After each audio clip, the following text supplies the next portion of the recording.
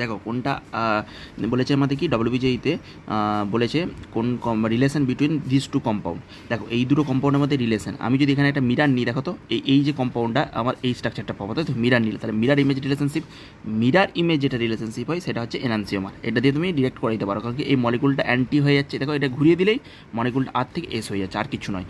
আর আর আর S হচ্ছে আমাদের পরস্পরে কী হয়, এনান্সিওমার হয়। এবারে তোমাকে যদি ইলেকট্রনিক কনফিগারেশন দেখো তো, এইটা যদি ইলেকট্রনিক কনফিগারেশন বারবার বলেছি, দেখো এখানে এটা 1 যাবে, ওইচটা 1, সি ডবল এইচটা 2,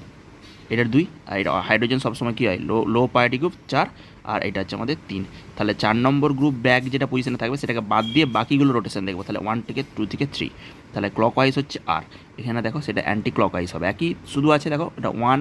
এটা 2, এটা 3, এটা 4, তাহলে 4 নম্বরকে বাদ দিয়ে 1 2 3, এটা কি হচ্ছে অ্যান্টি ক্লক।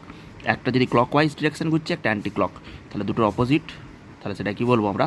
আর এস। এবং এই কাইরাল কার্বনে দেখো যদি আমাদের ড্যাশে যে হাইড্রোজেনটা আছে সেটা ড্যাশেই থাকে, তাহলে কী হবে দেখো এই এইচ ওইচের কোনো চেঞ্জ হচ্ছে না, এটা ড্যাশ, এটা যদি আমি একটা বলি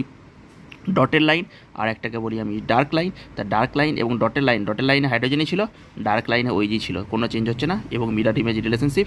আর এস সেটা এনহান্সিওমার।